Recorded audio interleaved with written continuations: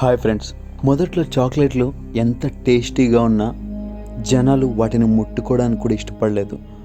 ఎందుకో మీకు తెలుసా? ఒకప్పుడు క్యారెట్లు ఎలా ఉండేవి తెలుసా? వాటిని చూస్తేనే మీకు అవి కళ్ళలో కూడా వచ్చేస్తాయి. మరి అది ఎందుకో మీకు తెలుసా?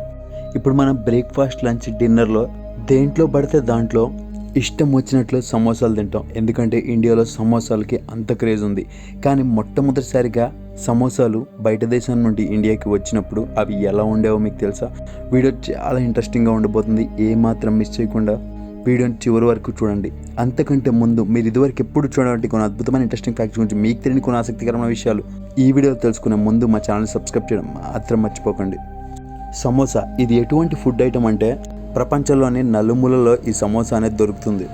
మనం దీన్ని బ్రేక్ఫాస్ట్, లంచ్, డిన్నర్ అన్ని మీల్స్లో ఎంతో ఇష్టంగా వీటిని తింటాం. ఆసక్తికరమైన విషయం ఏంటంటే సమోసాని అన్ని డిషెస్లో కలిపి తీసుకోవచ్చు. ఇండియన్ స్ట్రీట్ ఫుడ్స్లో రాజ్యం ఏలుతున్న ఈ సమోసా ఇండియా వచ్చినప్పుడు ఇలా అయితే అస్సలు ఉండేది కాదు. ఇండియాలోకి సమోసా రాకముందు సమోసాలు టర్కీ మరియు ఇరాన్లో తయారు చేసేవారు. ఆ సమయంలో సమోసా మన సమోసాతో పోలిస్తే చాలా డిఫరెంట్గా ఉండేది. సమోసాలు బయట దేశంలో తయారైనప్పుడు అందులో ఆలూ ప్లేస్లో మీట్ ఉండేది మరియు వాటిని నూనెలో వేసి వేపేవారు కాదు, వాటిని బేక్ చేసేవారు. వాటిని మంటల మీద బేక్ చేసేవారు. ఇప్పుడు చాక్లెట్లని ఎంతో ఇష్టంగా తింటున్నారు, కానీ మొట్టమొదటిసారిగా చాక్లెట్ని తయారు చేసినప్పుడు దాన్ని డ్రింక్ లాగా తాగేవారు. ఇప్పుడు మనం బైట్స్గా తింటున్న చాక్లెట్స్ ఒకప్పుడు ఒక స్వీట్ డ్రింక్లా తాగేవాళ్ళు.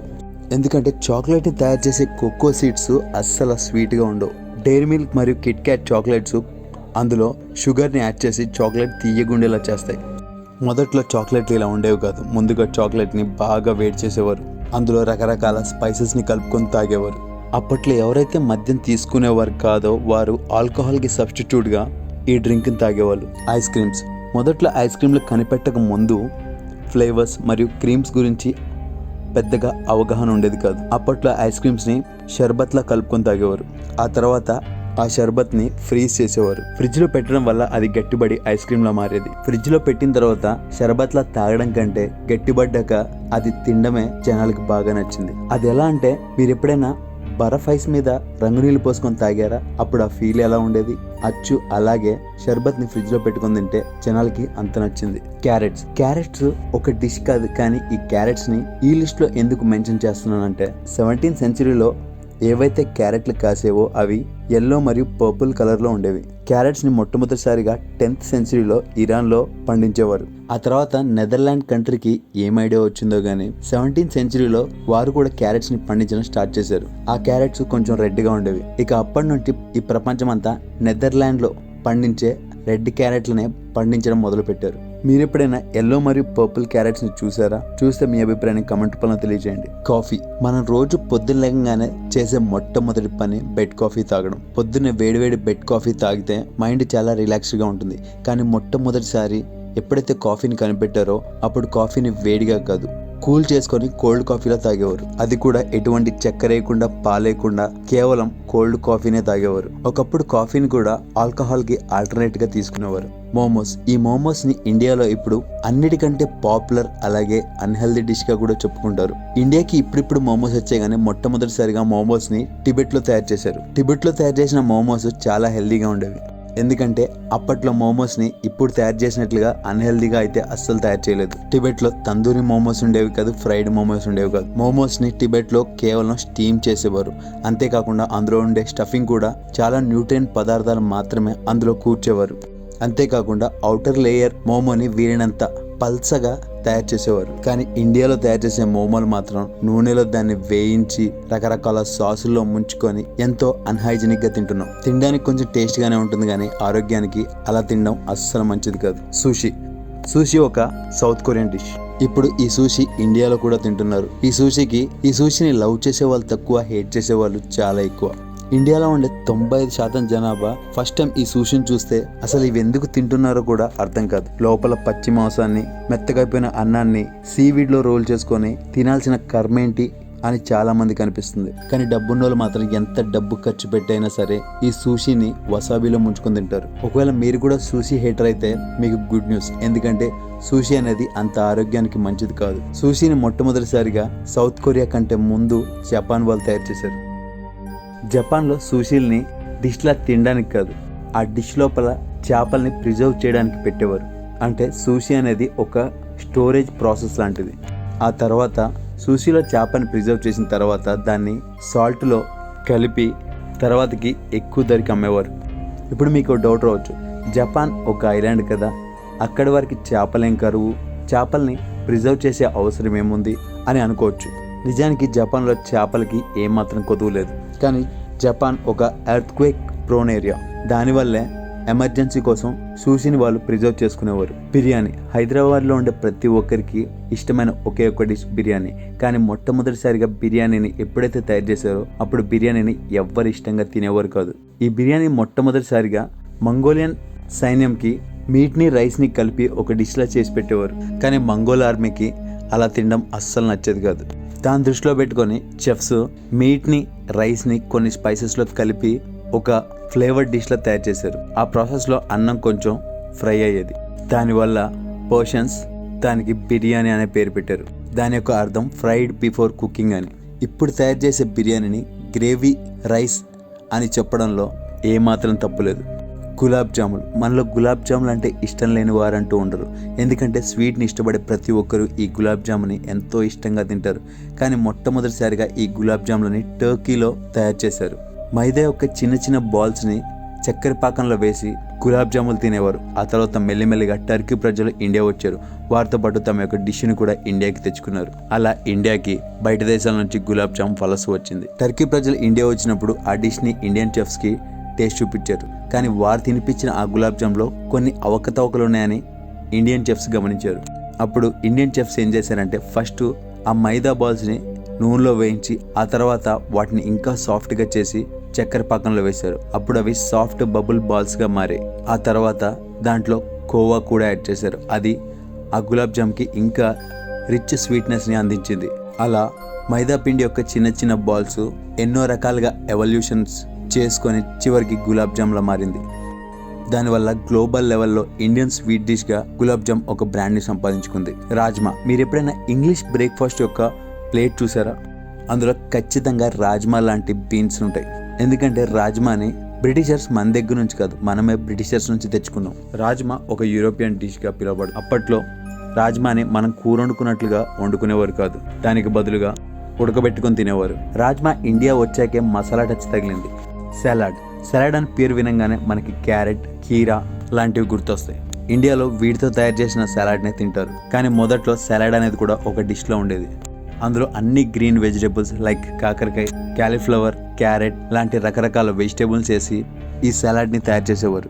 రోటీని తయారు చేసుకుని ఆ రోటీలో ఈ సలాడ్ని పెట్టుకుని తినేవారు. ఒకప్పుడు సలాడ్ని ఒక మెయిన్ డిష్గా తినేవారు. కానీ ఇప్పుడు సలాడ్ని ఒక సైడ్ డిష్గా మాత్రమే తింటున్నారు. అది కూడా కొన్ని లిమిటెడ్ వెజిటేబుల్స్ మాత్రమే ఆ సలాడ్లో వేసుకొని తింటున్నారు. ఈ లిస్ట్లో చెప్పిన ప్రతి ఒక్క ఫుడ్ ఐటమ్ మెల్లిమెల్లిగా అప్గ్రేడ్ అవుతూ వచ్చింది. కానీ సలాడ్ మాత్రమే రాను రాను డౌన్ గ్రేడ్ అవుతూ వచ్చింది. మసాలా దోశ, మీరు ఎప్పుడైనా ప్లెయిన్ దోశను చూసారా?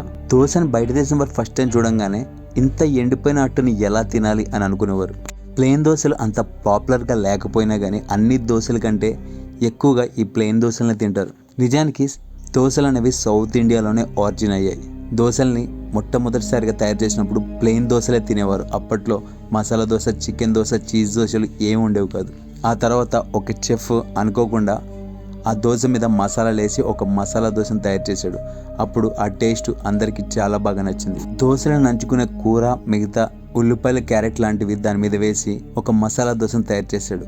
అప్పుడు అది జనాలకి ఎంత నచ్చిందంటే దోశలోనే ఒక రెవల్యూషనరీ ఐటమ్గా అది మారింది. ఇప్పుడు మాత్రం జనాలు మసాలా దోశ టేస్ట్ చూసి ప్లెయిన్ దోశలు తినడమే మానేశారు. పానీపూరిని ఇండియాలో ప్రతి ఒక్కరు ఇష్టపడతారు. ఇండియాలో పానీపూరి తయారు చేసే విధానం చాలా దరిద్రంగా ఉన్నా కానీ జనాలు మాత్రం ఎంతో ఇష్టంగా ఈ పానీపూరిని తింటూ ఉంటారు. ఎందుకంటే పానీపూరి యొక్క టేస్ట్ అంత బాగుంటుంది. రకరకాల స్పైసెస్, చనా, సాలడ్, స్పైసీ వాటర్తో మిక్స్ అయిన ఆ కాంబినేషన్ చాలా అద్భుతంగా ఉంటుంది. కానీ బయట దేశంలో పానీపూరి ఇలా అయితే అస్సలు ఉండదు. అమెరికాలో పానీపూరిలో స్టఫ్ చేయడానికి అవకాడో మరియు కోయినా పేస్ట్ వేసి తయారు చేస్తారు. అలాగే పానీపూరిలో ముంచుకోవడానికి పానీలా కోకోనట్ వాటర్ని యూజ్ చేస్తారు. ఇది చూడంగానే అసలు ఇది పానీపూరి అయినా అని మనకు అనిపిస్తుంది కదా, కానీ బయట దేశాల్లో అలాగే తింటారు. ఇడ్లీ అనేది ఒక ట్రెడిషనల్ సౌత్ ఇండియన్ బ్రేక్ఫాస్ట్గా పిలువబడుతుంది. ఎందుకంటే ఇడ్లీని రైస్తో తయారు చేస్తారు. ఇడ్లీని ఎక్కువగా సాంబార్ మరియు కోకోనట్ చట్నీతో కలుపుకొని తింటారు. కానీ యూఎస్లో ఈ ఇడ్లీని రైస్ కేక్లా తయారు చేస్తారు. అవి చూడడానికి ఇడ్లీలానే ఉంటాయి, కానీ దాని మీద చీజ్ కువకుమా పేస్ట్ వేసుకొని తింటారు. రసగుల్లా ఇది ఇండియాలోని ఒరిస్సా మరియు వెస్ట్ బెంగాల్ యొక్క ఒక ట్రెడిషనల్ డిష్, కానీ దీన్ని బంగ్లాదేశ్లో రోసోగుల్లా అని అంటారు. ఇండియాలో ఉండే రసగుల్లాతో కంపేర్ చేస్తే బంగ్లాదేశ్లో ఉండే రోసోగుల్లాకి కొంచెం తేడా ఉంటుంది. బంగ్లాదేశ్లో వాటిలో సాఫ్రాన్ మరియు రోజ్ వాటర్ని కలిపి చేస్తారు. దానివల్ల రసగుల్లాకి ఒక యూనిక్ ఫ్లేవర్ లభిస్తుంది. రసగుల్లా యొక్క ఈ వర్షన్ చాలా సాఫ్ట్ మరియు స్వీట్గా కూడా ఉంటుంది. బంగ్లాదేశ్ వారు ఆ రోజ్ కలర్ రసగుల్లాల్ని ఎక్కువగా ఇష్టంగా తింటారు. చాయ్. ఇండియాలో చాయ్ని తయారు చేయాలంటే చాలా సింపుల్. పాలలో చాయ్ పత్తి వేయాలి, ఆ తర్వాత ఇంత చక్కెర వేయాలి, స్టవ్ మీద పెట్టి మరిగిస్తే అదే చాయ్. కానీ యూఎస్లో చాయ్ యొక్క సీనే డిఫరెంట్గా ఉంటుంది. యూఎస్లో చాయ్ని చాయ్ టీ లాల్ టీ అంటారు. యూఎస్లో దొరికే ఈ చాయ్ ఒక ఫుల్ ఆన్ డ్రింక్గా పిలువబడుతుంది.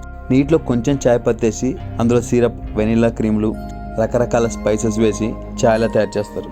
అందులో రకరకాల ఫ్లేవర్స్ వేసి బాగా తీయగా మరియు క్రీమీగా తయారు చేస్తారు. కానీ డెఫినెట్గా ఇండియాలో ఉండే టీలా మాత్రం అస్సలు ఉండదు. పావ్ బాజీ. ఇండియాలో పావ్ బాజీ అనేది ఒక క్లాసిక్ స్ట్రీట్ ఫుడ్గా పిలువబడుతుంది. ఇందులో మ్యాష్ వెజిటేబుల్స్ని బటర్డ్ పావ్లో వేసి ఇస్తారు. కానీ దుబాయ్లో ఇదే పావ్ బాజీ వర్షన్ని కొంచెం ఫ్యాన్సీగా చేసి ఫ్యాన్సీ బన్స్లో వేసిస్తారు. అంతేకాకుండా అందులో నంచుకోవడానికి ఫ్రెంచ్ ఫ్రైస్ కూడా ఇస్తారు. దుబాయ్లో దొరికే పావ్ బాజీ ఇండియాలో దొరికే పావ్ బాజీ కంటే ఒక హై అండ్ వర్షన్లా ఉంటుంది. అంతేకాకుండా ఎంతో న్యూట్రియన్స్ కూడా కలిగి ఉంటుంది. అంతేకాకుండా ఆ డిష్ ఎన్నో న్యూట్రియన్స్ కూడా కలిగి ఉంటుంది. లస్సీ. మీరు మీ యొక్క జీవితకాలంలో ఒక్కసారైనా లస్సీ తాగే ఉంటారు. ఇది ఒక కర్డ్ బేస్డ్ డ్రింక్. మోస్ట్లీ లస్సీలు సాల్ట్గా లేదా స్వీట్గా ఉంటాయి. కానీ యూఎస్లో మ్యాంగో లస్సీలు అనేవి సూపర్ పాపులర్గా ఉంటాయి. అక్కడ ఆ లస్సీలు థిక్ మరియు క్రీమీగా సర్వ్ చేస్తారు. ఒక్కోసారి ఆ లస్సీలు రోజ్ మరియు సాఫ్రాన్ ఫ్లేవర్ని కూడా కలిగి ఉంటాయి. బయట దేశాల్లో లస్సీని ఒక డెసర్ట్లా తాగుతారు. జిలేబీ. ఇండియాలో జిలేబీ అనేది ఒక స్వీటీ మరియు ఒక క్రిస్పీ స్వీట్గా చెప్పుకుంటారు. స్వీట్ సిరప్లో వేసి వేడివేడిగా మనకి సర్వ్ చేస్తారు. కానీ ఇరాన్ వంటి మిడిల్ ఈస్ట్ దేశంలో వీటిని జుల్బియా అని అంటారు. ఇండియన్ జిలేబీతో పోలిస్తే అవి చాలా సన్నగా ఉంటాయి. దాని యొక్క టెక్స్చర్ చాలా క్రిస్పీగా కూడా ఉంటుంది. అక్కడ జిలేబీలు ఆరెంజ్ మరియు ఎల్లో కలర్లో ఉంటాయి. రంజాన్ టైంలో ఎక్కువగా ఆ జుల్బీని వారు తింటూ ఉంటారు. ఇండియన్ జిలేబీతో పోలిస్తే అంత స్వీట్గా ఉండవు, కానీ ఆ దేశంలో ఫెస్టివల్ టైంలో ఇవి చాలా ఫేమస్గా తింటారు. పనీర్ టిక్కా. ఇండియాలో పనీర్ టిక్కా స్మోకీ మరియు స్పైసీగా ఉంటాయి. వాటిని తందూర్లో గ్రిల్ చేసి తయారు చేస్తారు. కానీ కెనడా దేశంలో తందూరిని బార్బిక్యూ గ్రిల్ మీద ఫ్రై చేస్తారు. అప్పుడప్పుడు పనీర్కి బదులుగా టోఫును కూడా వారు యూజ్ చేస్తారు. ఇక్కడ పనీర్ టిక్కాస్ని సాలెడ్స్ మరియు ర్యాప్స్లో కలుపుకొని తింటాం. సేమ్ అలాగే కెనడాలో కూడా ఫ్రాప్స్లో వేసి ఈ పనీర్ టిక్కాని తింటూ ఉంటారు. దానివల్ల వాటికి ఒక యూనిక్ టేస్ట్ అనేది వస్తుంది. ఢోక్లా. ఇండియాలో ఢోక్లా అనేది కేవలం రాజస్థాన్, గుజరాత్ వంటి ప్లేస్లోనే తింటారు. అది లైట్ స్పాంజీ డిష్లా ఉంటుంది. దాన్ని ఎక్కువగా బ్రేక్ఫాస్ట్ మరియు స్నాక్స్లా తింటారు.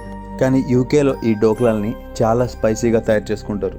వాటిని చట్నీతో కలుపుకొని వారు తింటారు. ఢోక్లాని ఇండియాలో హెల్త్ కాన్షియస్ ఫుడ్గా ప్రిఫర్ చేస్తారు, ఎందుకంటే అవి గ్లూటన్ ఫ్రీగా ఉంటాయి. ఇండియాలో వాటిని హెల్దీ న్యూట్రియన్ స్నాక్గా ప్రమోట్ చేస్తారు. ఖీర్. ఇండియాలో అనేక ప్రాంతాల్లో ఈ ఖీర్ని ఎంతో ఇష్టంగా తింటారు. కానీ ఇదే ఖీర్ని ఆస్ట్రేలియాలో చల్లగా మరియు వెనిలా ఫ్లేవర్లా తింటారు. ఆల్మోస్ట్ అది ఐస్ క్రీమ్లా ఉంటుంది. ఆస్ట్రేలియా వారు ఎక్కువగా సమ్మర్ టైంలో డెజర్ట్లా ఈ ఖీర్ని తింటారు. ఒక్కోసారి ఫ్రూట్స్తో పాటు దాన్ని సర్వ్ చేస్తారు. ఖీర్ యొక్క ఈ వర్జన్ చాలా రిఫ్రెషింగ్గా ఉంటుంది. Butter chicken. ఇండియాలో బటర్ చికెన్ అనేది ఒక క్రీమీ మరియు స్పైసీ డిష్గా పిలువబడుతుంది. దాన్ని తందూరి చికెన్తో పాటు తయారు చేస్తారు. కానీ యూకేలో ఇదే డిష్ చాలా మైల్డ్గా మరియు క్రీమీగా కూడా ఉంటుంది. దాన్ని స్టోర్ టాప్ కుకింగ్ ద్వారా తయారు చేస్తారు. అందులో కోకోనట్ క్రీమ్ మరియు హనీ వేసి తయారు చేస్తారు. అక్కడ లోకల్ ప్రజలకి సూట్ అవ్వడానికి ఆ ఫ్లేవర్స్ని యాడ్ చేస్తారు. యూకే యొక్క బటర్ చికెన్ ఇండియా యొక్క బటర్ చికెన్తో కంపేర్ చేస్తే చాలా డిఫరెంట్గా ఉంటుంది. కానీ యూకేలో దీన్ని చాలా పాపులర్ డిష్గా భావిస్తారు. కోర్మా. ఇండియాలో కోర్మా ఒక క్రీమీ మసాలా డిష్గా చెప్పుకుంటారు. రిచ్ మసాలా మరియు బ్యాలెన్స్ ఫ్లేవర్కి కోర్మా ఫేమస్గా చెప్పుకుంటారు. కానీ యూకేలో ఈ డిష్ యొక్క వర్షన్ చాలా డిఫరెంట్గా ఉంటుంది. అక్కడ కోర్మాని స్వీట్గా మరియు క్రీమీగా తయారు చేస్తారు. అందులో వెనిలా క్రీమ్ మరియు కోకోనట్ మిల్క్ని కూడా యాడ్ చేసి తీయగా ఆ కోర్మాని తయారు చేస్తారు. దానివల్ల ఇండియన్ కోర్మా యొక్క టేస్ట్ లా అస్సలు ఉండదు. డైల్యూటెడ్ ఇండియన్ స్వీట్ కోర్మా లాగా ఉంటుంది. యూకే యొక్క కోర్మాలో స్పైసీనెస్ ఎక్కువగా ఉండదు. స్వీట్గా వారు దాన్ని తయారు చేసుకుంటారు. అక్కడ ప్రజలు స్వీట్ని ఎక్కువగా ఇష్టపడతారు కాబట్టి ఆ డిష్ని అలా తయారు చేసుకుంటారు. పాలక్ పనీర్. ఇండియాలో ఈ పాలక్ పనీర్ని ఒక హెల్దీ మరియు ఫ్లేవర్ఫుల్ డిష్గా చెప్పుకుంటారు. కానీ యూకేలో ఈ డిష్ని హెవీ క్రీమ్తో కలిపి మైల్డ్గా మార్చేస్తారు. చూడడానికి ఆ డిష్ చాలా నల్లగా మరియు కోలాడ్ లీవ్స్ యూజ్ చేయడం వల్ల ఇంకా నల్లగా ఆ డిష్ కనిపిస్తుంది. ఇండియాలో పాలక్ పనీర్ అనేది ఒక వెజిటేరియన్ ఆల్టర్నేట్ గా పిలువబడుతుంది. కానీ బయట దేశం యొక్క పాలక్ పనీర్ లో నాన్ వెజ్ ని కూడా కలుపుకొని తింటారు. బ్రెడ్, ఇండియాలో ఎక్కువగా మిల్క్ బ్రెడ్ నే తింటారు. పాకిస్తాన్ లో కూడా మిల్క్ బ్రెడ్ ఫేమస్. కానీ పాకిస్తాన్ లో ఈ మిల్క్ బ్రెడ్ తో పాటు బకార్ అనే బ్రెడ్ అనేది కూడా దొరుకుతుంది. ఈ బ్రెడ్ పాకిస్తాన్ లో చాలా ఇష్టంగా తింటారు. చూడడానికి అది ఒక ఫుల్ మూన్ బ్రెడ్ లా ఉంటుంది. ఆ బ్రెడ్ ని సగం తింటే హాఫ్ మూన్ షేప్ లో కూడా వెళ్తుంది. వీటితో పాటు పాకిస్తాన్ లో నాన్ బ్రెడ్ ని కూడా ఎక్కువగా తింటారు. ఆలూ టిక్కా, ఇండియాలో ఆలూ టిక్కా అనేది ఒక క్రిస్పీ పొటాటో ప్యాటీగా పిలువబడుతుంది. దాన్ని ఇండియాలో గ్రీన్ చట్నీ మరియు పెరుగుతో కలుపుకొని తింటారు. కానీ వెస్టర్న్ కంట్రీస్ లో వాటిని బర్గర్ ప్యాటీస్ లో యూజ్ చేస్తారు. బయట దేశాల్లో ఆలూ ప్యాటీని బన్స్ మధ్యలో పెట్టి వాటి మీద మయోనీస్ చీజ్ వేసి బర్గర్ లా తింటారు. బయట దేశంలో ఆ డిష్ ఫాస్ట్ ఫుడ్ లా ఎంతో ఇష్టంగా తింటారు. పన్నీర్ బటర్ మసాలా, ఇండియాలో పన్నీర్ బటర్ మసాలాని రైస్ లేదా రోటీతో తింటారు. కెనడాలో మాత్రం ఈ డిష్ ని కొంచెం డిఫరెంట్ గా వండుకుంటారు. ఆ దేశంలో పన్నీర్ కి బదులుగా టోఫు అంటే వేగన్ చీజ్ తో దాన్ని రీప్లేస్ చేస్తారు. మరియు గ్రేవీని ఎక్స్ట్రా క్రీమీగా కూడా తయారు చేస్తారు. కెనడియన్ డిష్ లో ఒరిజినల్ పనీర్ టేస్ట్ అయితే మిస్సింగ్ గా ఉంటుంది. కానీ వేగన్ కల్చర్ వారికి ఆ డిష్ అక్కడ ప్రజలకి చాలా డిమాండింగ్ డిష్ గా చెప్పుకుంటారు. అక్కడ ప్రజలు ఆ డిష్ ని ఎక్కువగా తినడానికి ఇష్టపడతారు. హాకాల్, ఈ డిష్ ని ఎక్కువగా ఐస్లాండ్ లో తింటారు. సొరచేప మాంసాన్ని నెలలు తరబడి పులియబెట్టి ఆ తర్వాత ఎండబెడతారు. తాజా మాంసం విషపూరితమైనది కాబట్టి వారు ఈ ప్రక్రియ ద్వారా ఆ డిష్ ని తయారు చేస్తారు. దీని వాసన ఎలా ఉంటుందంటే అమోనియా స్మెల్ ఏ విధంగా ఉంటుందో అలా ఉంటుంది. కాసు మార్జు, ఈ డిష్ ని ఇటలీ దేశంలో ఎక్కువగా తింటారు. పచ్చని చీజ్ లో మాగట్స్ పురుగులను వేసుకొని ఈ డిష్ లో తింటారు. ఫిష్ మిల్క్, పెకోరినా చీజ్ ని పులియబెట్టి చీజ్ స్లైస్ల మీద గుడ్లు పెట్టి దాని మీద ఈ పురుగులు వేసుకొని తింటారు. దరిద్రమైన విషయం ఏంటంటే ఆ బ్రెడ్ మీద పురుగులు కదులుతుండగానే వారు ఆ డిష్ ని తింటారు. అక్కడ వారు ఏమని నమ్ముతారంటే ఆ పురుగుల్లో ఎన్నో న్యూట్రియన్స్, ప్రోటీన్స్ ఉంటాయి కాబట్టి అవి బతుకున్నప్పుడే ఆ డిష్ ని వారు తింటూ ఉంటారు. ఫ్యూగు, ఈ డిష్ ని ఎక్కువగా జపాన్ దేశంలో తింటారు. ఈ ఫ్యూగు డిష్ ని ప్రపంచంలోనే అత్యంత విషపూరితమైన పఫర్ ఫిష్ ద్వారా తయారు చేస్తారు. ఈ డిష్ ని అక్కడ ఎవరు పడితే వారు తయారు చేయరు. దీన్ని తినడానికి శిక్షణ పొందిన చెఫ్లు మాత్రమే సిద్ధం చేయగలరు. తప్పుగా తయారు చేస్తే ఆ చేపలో ఉండే విషం వల్ల అది ప్రాణాంతకరం కావచ్చు. సెంచరీ ఎగ్స్, ఈ డిష్ ని ఎక్కువగా చైనాలో తింటారు. బాతు, కోడి లేదా క్వైల్ గుడ్లను బూడిద, సున్నం, ఉప్పు మిశ్రమంలో నెలలు తరబడి నానబెట్టి ఈ డిష్ ని తయారు చేస్తారు. గుడ్డు సొన ఆకుపచ్చగా మారినప్పుడు అది సల్ఫర్ వాసనను కలిగి ఉంటుంది. అయినా కానీ ఆ డిష్ ని చైనా వారు ఎంతో ఇష్టంగా తింటూ ఉంటారు. ఫ్రైడ్ టారంటూలా, ఈ డిష్ ని ఎక్కువగా కంబోడియా దేశంలో వండుకొని తింటారు. సాలిపురుగులను మ్యారినేట్ చేసి వెల్లుల్లితో దాన్ని వేయించుకొని తింటారు. ఇది కొంతవరకు పీతల పులుసు రుచిని కలిగి ఉంటుందని చెప్తారు. బర్డ్ నెస్ట్ సూప్, ఈ సూప్ ని ఎక్కువగా చైనా దేశంలో తింటారు. స్విఫ్ట్లెట్ పక్షులు గూళ్లతో తయారు చేసే ఈ సూప్ చైనాలోనే ఒక ఖరీదైన వంటకం. గూడ్ ఎంజైమ్లతో జెల్లీ లాంటి ఆకృతిని పొంది ఉంటుంది. హాగిస్, ఈ డిష్ ని ఎక్కువగా స్కాట్లాండ్ దేశంలో తింటారు. గొర్రెల గుండె, కాలేయం, ఊపిరితిత్తులను మెత్తగా చేసి ఉల్లిపాయలు, ఓర్మిట్లతో కలిపి గొర్రె కడుపులో ఉడికించి దీన్ని తయారు చేస్తారు. ఇలాంటి వింతైన వంటకాలు బయట దేశంలోనే కాదు మన ఇండియాలో కూడా తింటారు. చాప్రా, ఈ డిష్ ని ఎక్కువగా ఛత్తీస్గఢ్ రాష్ట్రంలో తింటారు. ఈ డిష్ లో ఎర్ర చీమలు మరియు వాటి గుడ్లతో తయారు చేసిన ఒక చట్నీ. ఆదివాసులు దీన్ని రుచికరంగా, పోషకాలతో నిండిన ఆహారంగా భావిస్తారు. ఈ చీమల చట్నీని కారం మరియు ఉప్పుతో కలుపుకొని వారు తింటారు. ఫ్రైడ్ సిల్క్ వామ్, ఈ ఫ్రైడ్ సిల్క్ వామ్లని ఇండియాలోని నాగాలాండ్ రాష్ట్రంలో తింటారు. సిల్క్ వామ్ పురుగుల్ని వేయించి తినడం నార్త్ ఇండియాలో సర్వసాధారణం. ఇవి ప్రోటీన్తో సమృద్ధిగా ఉంటాయని, రుచి కొంతవరకు గింజల్లో ఉంటాయని చెప్తారు. బాంబిల్ డక్ ఎగ్స్, ఈ డిష్ని మహారాష్ట్రలో ఎక్కువగా తింటారు. బాంబిల్ అంటే బాంబే డక్ అనే ఒక చేపల రుచిని జోడించిన బాతుగుడ్లను ఉడకబెట్టి ఆ తర్వాత దాన్ని వేయించి తింటారు. ఈ రెండిటి కలయిక వాసన రుచిపరంగా చాలా విభిన్నంగా ఉంటుంది. ఎరిపోలు, ఈ డిష్ ఒకప్పుడు ఆంధ్రప్రదేశ్లో గూడెం ప్రజలు ఎక్కువగా తినేవారు. ఇవి గొంగళ పురుగులతో తయారు చేసిన ఒక వంటకం. సిల్క్ తయారీలో ఉపయోగించే ఈ పురుగులను వేయించి కూరలా చేసుకొని తినేవారు. ఇది స్థానికంగా గూడెంలో నివసించే వారికి పోషకాహారంగా పరిగణించబడుతుంది. సుండి, ఈ డిష్ని జార్ఖండ్ రాష్ట్రంలో తింటారు. ఇది ఎండిన పంది మాంసంతో తయారు చేసిన ఒక ట్రెడిషనల్ డిష్. అంటే ఎండి చేపలను ఎలా తింటారో అక్కడ పంది మాంసాన్ని ఎండబెట్టుకొని వాళ్ళు వండుకొని తింటారు. దీన్ని ఎక్కువ కాలం నిల్వ ఉంచడానికి ఎండబెట్టి తర్వాత వండుకొని తింటారు. దీని యొక్క స్మెల్ చాలా దుర్వాసన కలిగి ఉంటుంది. పాన్ ప్యూట్, పేరు వినడానికి పానీపూరి అన్నట్టుంది కదా, కానీ అస్సలు కాదు. ప్యాన్పుట్ అనేది మణిపూర్ రాష్ట్రంలో తయారు చేసుకునే ఒక ట్రెడిషనల్ డిష్. ఇది పులియబెట్టిన బంగాళదుంపలతో తయారు చేసిన ఒక వంటకం. దీని వాసన చాలా దరిద్రంగా ఉంటుంది, కానీ అక్కడి స్థానికులు దీన్ని రుచికరమైన ఆహారంగా భావిస్తారు. Black rice pudding with fish. ఈ డిష్ని ఇండియాలోని త్రిపుర రాష్ట్రంలో తింటారు. నల్ల బియ్యంతో చేసిన పుడింగ్లో చేపల్ని కలిపి తింటారు. ఈ డిష్లో తీపి ఉప్పును కలిపి తయారు చేస్తారు. తీపి ఉప్పు కలయిక ఉండడం వల్ల ఈ డిష్కి ఒక యూనిక్ టేస్ట్ అనేది వస్తుంది. Goat brain curry. ఈ డిష్ని మనలో చాలామంది తినే ఉంటారు. ఇది ఎక్కువగా హైదరాబాద్లో తయారు చేస్తారు. మేక మెదడుతో తయారు చేసిన ఈ కూర లోకల్ ప్రజలు ఎంతో ట్రెడిషనల్గా వండుకొని చాలా రుచికరంగా రకరకాల స్పైసెస్ వేసుకొని రుచికరంగా ఈ డిష్ని తయారు చేసుకుని తింటారు. మరి మీలో ఎంతమందికి ఈ బ్రెయిన్ ఫ్రై ఇష్టమో కమెంట్లో రాయండి. Kiddie curry. ఈ డిష్ని ఎక్కువగా కేరళ రాష్ట్రంలో తింటారు. గోట్ వామ్ అంటే పేగులో ఉండే పురుగులు లాంటి సముద్ర జీవులతో తయారు చేసే ఈ కూర చాలా విచిత్రమైన రుచిని మరియు చూడడానికి చాలా వికారంగా కనిపిస్తుంది. కేరళలో సముద్ర తీరంలో నివసించే మత్స్యకార సంఘాలలో ఉండే ప్రజలు వీటిని ఆహారంగా తింటారు. వెజ్మైట్ ఆన్ టోస్ట్. ఈ డిష్ని ఎక్కువగా ఆస్ట్రేలియాలో తింటారు.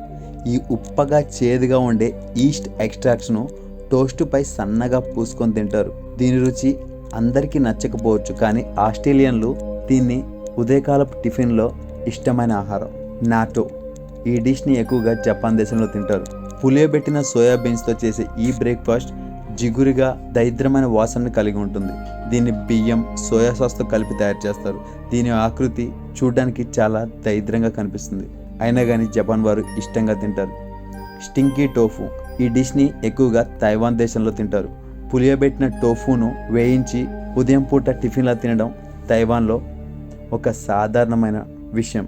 దీని యొక్క దుర్వాసన చాలా బలంగా ఉంటుంది, కానీ అక్కడి ప్రజలు దీన్ని ఎంతో ఇష్టంగా తింటారు. అకుటాక్. ఈ డిష్ని అలాస్కా దేశంలో ఎక్కువగా తింటారు.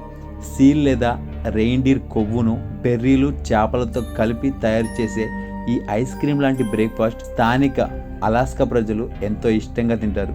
ఈ డిష్లో కొవ్వు యొక్క రుచి చాలా విభిన్నంగా ఉంటుంది. Spider omelette. అదేంటి, మనం ఆనియన్ ఆమ్లెట్ చూసాం, మిర్చి ఆమ్లెట్ చూసాం, కానీ ఈ స్పైడర్ ఆమ్లెట్ ఏంటి అని షాక్ అవుతున్నారా? ఈ డిష్ని ఎక్కువగా కంబోడియా దేశంలో తింటారు.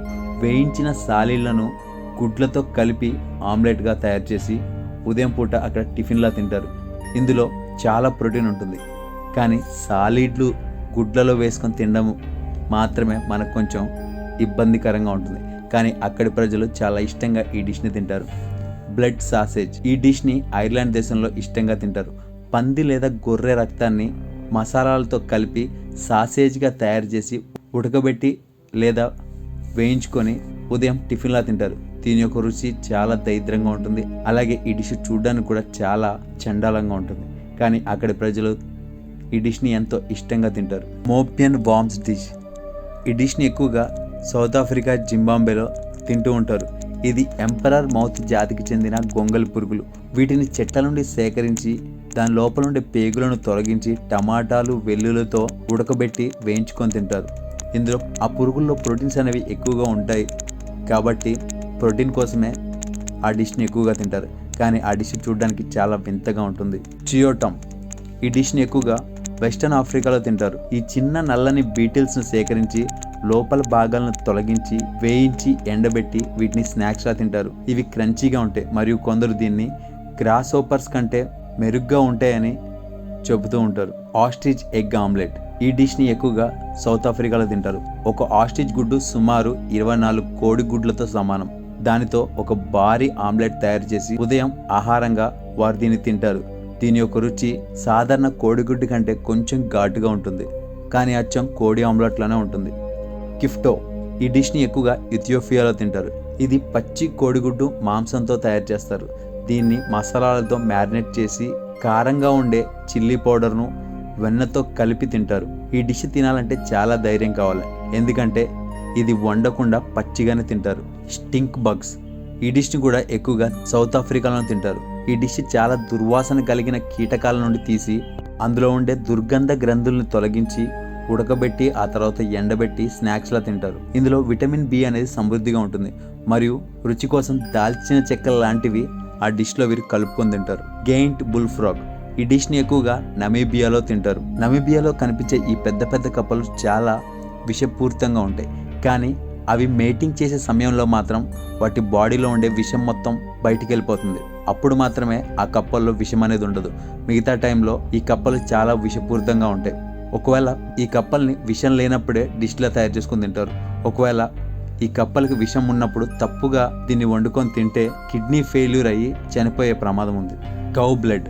ఈ డిష్ని ఎక్కువగా కెన్యాలో ఉండే మసాయి ట్రైబ్ వాళ్ళు తింటారు. మసాయి తెగవారు ఆవును బలిచ్చినప్పుడు ఆవు గొంతు నుండి తాజా రక్తాన్ని సేకరించి పాలల్లో కలిపి దాన్ని తాగుతారు. ఇది వారి ఆహారంలో ప్రధానమైన భాగం మరియు ఆరోగ్యానికి మంచిదని వారు నమ్ముతారు. చూశారు కదా, మీరు ఇదివరకు ఎప్పుడు చూడబట్టి కొన్ని అద్భుతమైన ఇంట్రెస్టింగ్ ఫ్యాక్ట్స్ గురించి మీకు తెలియని కొన్ని ఆసక్తికరమైన విషయాలు ఈ వీడియో కనుక మీకు నచ్చినట్లయితే లైక్ చేయండి, షేర్ చేయండి. ఇలాంటి మరికొన్ని ఆసక్తికరమైన విషయాల గురించి తెలుసుకోవాలనుకుంటే మా ఛానల్ సబ్స్క్రైబ్ చేయడం మాత్రం మర్చిపోకండి. Thank you for watching.